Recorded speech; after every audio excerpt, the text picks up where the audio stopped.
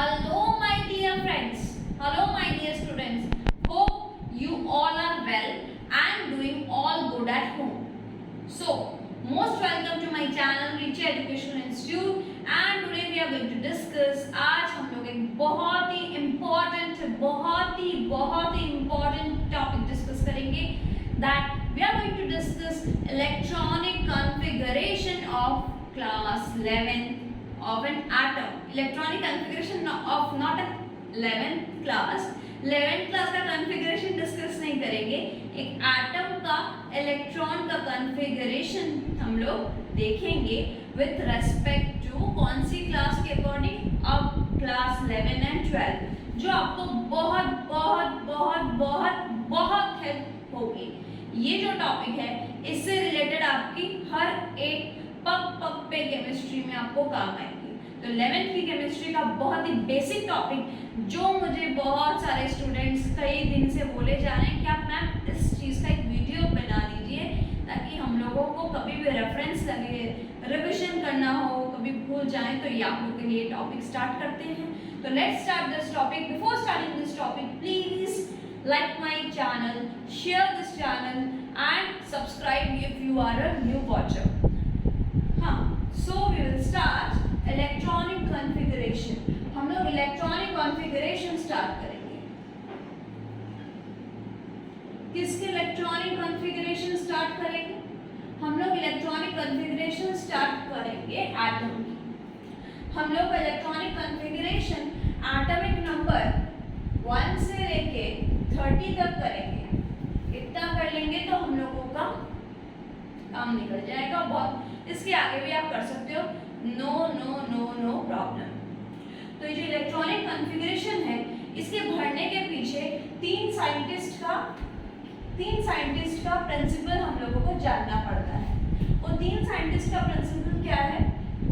First scientist हम लोगों को जो रूल जानना पड़ता है that is Aufbau principle or Aufbau rule, whatever you say. Aufbau principle or Aufbau rule. Second, Hund's rule of maximum multiplicity. Hund's rule of maximum multiplicity.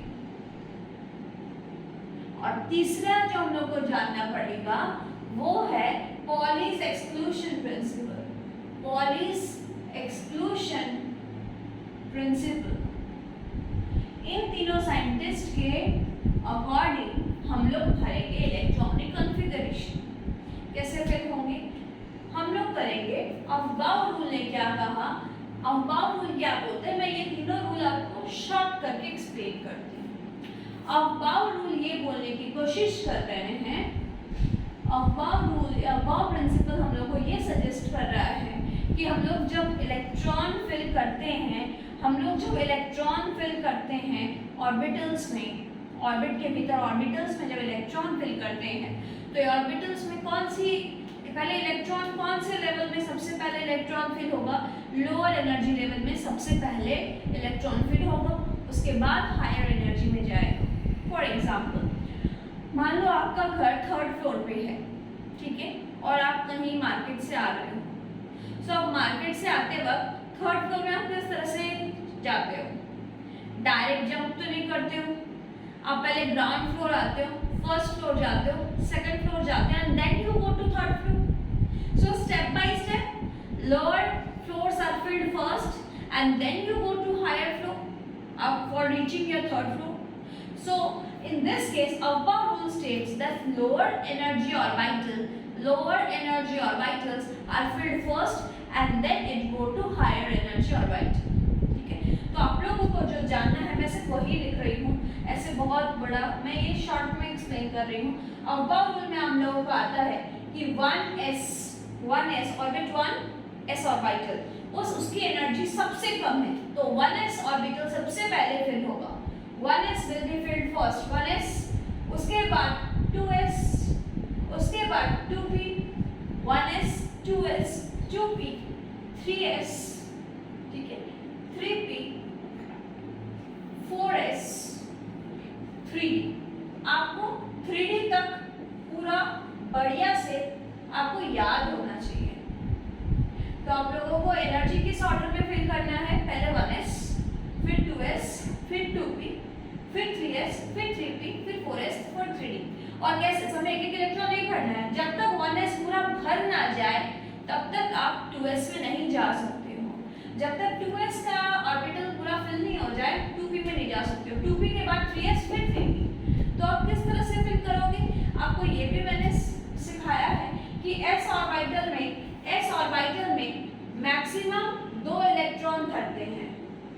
s orbital में maximum 2 electron fill होते हैं।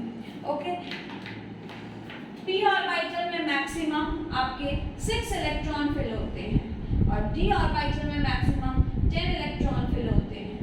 f orbital में maximum 14 electron fill होते हैं। तो ये है maximum. तो मान लो 1s में भरना है तो s का मैक्सिमम लिमिट है 2 इलेक्ट्रॉन। तो जब 1s2 जब s2 भर जाए तो 1s2 के बाद 1s3 कभी भी नहीं हो सकता, लास्ट 1s2 तक आप भर सकते हैं। फिर 2s में जाओगे तो s का मैक्सिमम लिमिट क्या है 2, तो 2s2 मैक्सिमम फिल कर सकते हैं।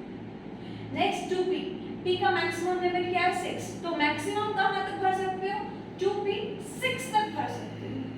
फिर 3s में जाओगे तो मैक्सिमम कहाँ तक भर सकते हो, s के लिए 2, फिर p maximum 6, s maximum 2, d maximum 10। Clear. तो ये अबाउट प्रिंसिपल बोल रहा है कि lower orbital energy are filled first and when they are completely filled, जब पूरा भर जाए then it go to higher energy level. Okay, now we come to the next rule, Hund's rule. Hund's rule हम लोगों को ये suggest करता है, Hund's rule of maximum multiplicity, that electron जब हम लोग ऑर्बिटल में फिल करते हैं, फॉर एग्जांपल 2p4 अगर हम लोग को फिल करना है, 2 ऑर्बिट के भीतर p ऑर्बिटल में 4 इलेक्ट्रॉन फिल करते हैं, तो p के भीतर 3 subshell px py pz, px py pz, ठीक है, ये p के 3 px py pz। तो इन तीनों में इलेक्ट्रॉन किस तरह से फिल होगा, मैं 2 तरीके बोलती हूँ और एक उनमें से राइट है उनमें से रॉन्ग है। पहले में मैं फिल करती हूँ, 4 इलेक्ट्रॉन भरना है ना, 1 2 3 4, और इसमें मैं फिल करती हूँ 1 2 3 4 px py pz। अब हंस रूल के according this is correct and हंस रूल के according this is wrong. Then what does this Hunt's rule says? Hunt's rule of maximum multiplicity हम लोग को ये सजेस्ट करता है कि p ऑर्बिटल में इलेक्ट्रॉन किस तरह से फिल होगा, इलेक्ट्रॉन फिल होगा फर्स्ट सारे p ऑर्बिटल में सिंगल फिल होगा 1 2 3।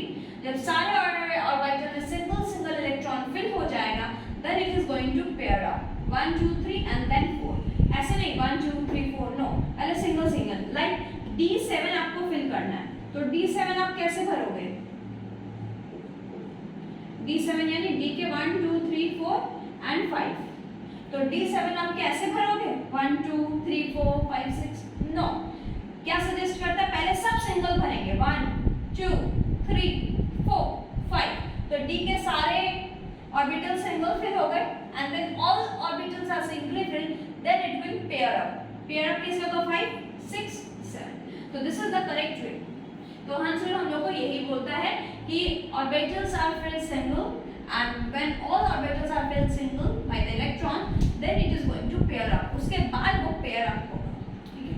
और last Pauli's exclusion principle। Pauli's exclusion principle हम लोग को क्या बोल रहे हैं, Pauli's exclusion principle हम लोगों को बोल रहा है कि यही थोड़ा ध्यान से सुनो, यही थोड़ा सा तुम लोगों को प्रॉब्लम हो सकती है, सोच सकते हो कि क्या है, मैं ये इरेज कर देती हूँ तब तक, और सुनो ध्यान से। हाँ, Pauli's रूल बोल रहे हैं हम लोगों की कोई भी एटम का, कोई भी एक पर्टिकुलर एटम का कोई भी 2 इलेक्ट्रॉन, कोई भी इलेक्ट्रॉन का चारों क्वांटम नंबर का सेट सिमिलर नहीं होगा। फॉर एग्जाम्पल मैं मान लेती हूँ P4 2p4, इसमें कितने इलेक्ट्रॉन है, या मान लो पहले 2p3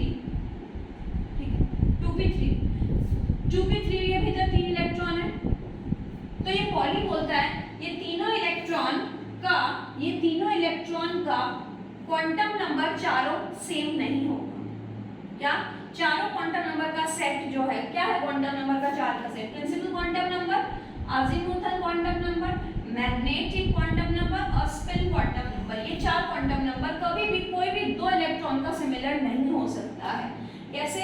प्रिंसिपल क्वांटम नंबर मान लो इन तीनों इलेक्ट्रॉन का कितना है, n सबका कितना है, 2 2 2, सबका n है 2 क्योंकि सब लोग सेकंड ऑर्बिट में बैठे हैं। ठीक है। अजीमुथल क्वांटम नंबर p के लिए कितना होता है, 1, तो सबका 2p 2p 2p, तो सबका azimuthal quantum number same. Okay. फिर मैग्नेटिक क्वांटम नंबर लेकिन सबका अलग, इसका -1, इसका 0, इसका +1। तो देखो इसका इसका इसका सेट अलग हो गया ना मैग्नेटिक क्वांटम नंबर की वजह से, तो मैग्नेटिक क्वांटम नंबर जाके यहाँ पे अलग हो गए। अब आप बोलोगे मैम अगर ये 2p4 कर दीजिए, यहाँ एक और बैठा दीजिए, बैठा देते, बैठा दिया। अब ये जो इलेक्ट्रॉन है, इस इलेक्ट्रॉन का मैं यहाँ मार्क कर दूँ, ये सेकंड ऑर्बिट पे है, p ऑर्बिटल में है। ठीक है। इसका मैग्नेटिक क्वांटम भी -1 है इसकी तरह, लेकिन इसका स्पिन अलग है। पहले वाले का +½ स्पिन है तो सेकंड वाले का -½ स्पिन है। तो पॉलीज एक्सक्लूजन प्रिंसिपल यही बोलता है कि अगर तीनों सेट क्वांटम नंबर के सेम हो गए, 1 2 3 n l m अगर सिमिलर हो भी गए, तो स्पिन तो अलग होगी यार। एक अप स्पिन होगा, डाउन स्पिन होगा, एक क्लॉकवाइज रोटेट करेगा तो एक एंटी क्लॉकवाइज रोटेट करेगा, तो अल्टीमेटली स्पिन तो अलग हो जाएगी। तो पॉलीज एक्सक्लूजन प्रिंसिपल सजेस्ट कर रहा है कि never all set of 4 quantum numbers are equal in any two electrons of an atom। एक एटम में दो इलेक्ट्रॉन का कभी सेम चारों क्वांटम नंबर सेम नहीं हो सकते। तो इस अकॉर्डिंग के अब हम लोग फिल करते हैं इलेक्ट्रॉन्स। ठीक है, जिसके लिए तुम लोग वेट कर रहे थे। तो हम लोग स्टार्ट करते हैं हाइड्रोजन से। कॉपी निकालो क्योंकि मैं हाइड्रोजन हीलियम लिथियम आगे बढ़ाऊंगी, पुश करूंगी, फिर आप स्टॉप करोगे, स्टॉप करके आपको खुद से भरनी है। अभी के लिए मैं बोर्ड में लिख देती हूँ कि कैसे भरना है। 1s पहले भरोगे, 2s, फिर 2p, फिर 3s, 3p, फिर 4s और लास्ट में 3d भरना है।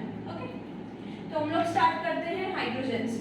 हाइड्रोजन एटॉमिक नंबर 1, तो जिसका एटॉमिक नंबर 1 उसका इलेक्ट्रॉन भी 1, तो एक इलेक्ट्रॉन सबसे पहले वो 1s में भरेगा, 1s1 एक इलेक्ट्रॉन। ठीक है। Helium 2 electron, 1s2। अब हीलियम के 2 इलेक्ट्रॉन और 1s की कैपेसिटी फुल हो गई क्योंकि s में मैक्सिमम 2 इलेक्ट्रॉन फिल हो सकता है, तो हीलियम 2 गया। Lithium, hydrogen helium lithium 3 electron, 1s2 2s1, 2s में चला गया, 1s2 2s1, 2s में एक इलेक्ट्रॉन आ गया। Hydrogen helium lithium beryllium 1s2 2s2, 1s में 2 आ गया, 2s में 2 आ गया। बोरॉन, क्या 2s पूरा फिल हो गया? यस और नो? से क्या 2s पूरा फिल हो गया? सुनाई नहीं दिया? जोर से बोलो। हाँ सुनाई दिया। 2s पूरा फिल हो गया, 1s पूरा फिल हो गया, 2s भी पूरा फिल हो गया। देखो अब बोरॉन 2p में मूव करते हैं, 5 इलेक्ट्रॉन भरेंगे, 1s में 2, 2s में 2, 2p में 1। काउंट कर लेना भरने के बाद, 2 2 4 और 1 5, 2 2 4 1 5, 1s फिर 2s फिर 2p। बोरॉन के बाद कार्बन 1s2 2s2 6 भरने हैं, 2p2। नाइट्रोजन, अब पॉज कर दो, 1s2 2s2 2p3, पॉज करके आप 10 तक भर दो। कार्बन नाइट्रोजन ऑक्सीजन, ऑक्सीजन खुद भरो और पॉज करके देखो सही है क्या। 1s2 2s2 2p4। Fluorine 1s2 2s2 2p5, 5 भर गया। ठीक है, देखो सही हो रहा है कि hydrogen helium lithium beryllium boron carbon nitrogen oxygen fluorine neon. क्या आप लोगों को सीरीज अच्छे से आती है? नहीं आती है तो अब 11 में सीख लेनी पड़ेगी, या जो भी एग्जाम दे रहे हो उसके लिए सीखनी पड़ेगी। 1s2 2s2 10 भरना है, 1s भर गया, 2s भर गया, 10 भरना है, 2 2 4 ये 6, ये भी पूरा फिल हो गया। यानी नियॉन में 1s पूरा कंप्लीट, 2s पूरा कंप्लीट, 2p भी पूरा complete.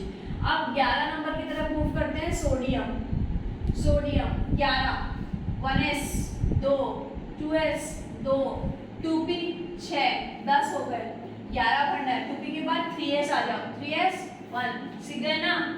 Magnesium 12 1s2 2s2 2p6 3s2। तो इस तरह से आपको फिल करने हैं। क्लियर? मैं थोड़ा सा जंप करके आगे जा रही हूँ। जंप करके मैं जा रही हूँ क्लोरीन 17 कैसे बनेंगे? 1s2 2s2 2p6 3s2 गिनते जाओ। 10 2 12 3p5 1 17। ठीक है, जंप करके आगे बढ़ रही हूँ। पोटेशियम 19 में चली जा रही हूँ। 1s2 2s2 2p6 3s2 3p6 और 4s1। देखो 19 इलेक्ट्रॉन भरना है। 2 2 4 6 10 12 6 18 और 19। Calcium 20 1s2 2s2 2p6 3s2 3p6 4s2। बस फिनिश। कैल्शियम तक देखो आपका फिनिश हो गया। कैल्शियम तक फिनिश हो गया। कैल्शियम तक आप कॉपी में सुंदर लिख के एक स्क्रीनशॉट करके देखिए, कमेंट बॉक्स में पोस्ट करो कैसे लिख रहे हो आप लोग। ठीक है, कैल्शियम तक करो। अब आपकी घड़ी आ जाती है सीखने की। कैल्शियम तक तो आपका एटॉमिक नंबर रटा हुआ था। अब आपकी सीखने की बारी आ जाती है 21 नंबर से, 21वां नंबर से। 21वां 21st। तो 21st एटॉमिक नंबर जिसका 21 है वो कौन है? वो है स्कैंडियम। तो एटॉमिक नंबर 21 है scandium, titanium, vanadium, chromium, manganese, iron, cobalt, निकल, कॉपर एंड जिंक। 30 तक, 31 से 30 वापस मेरे साथ रिपीट करो। Scandium, titanium, vanadium, chromium, manganese, iron, cobalt, निकल, कॉपर, जिंक। ओके, तो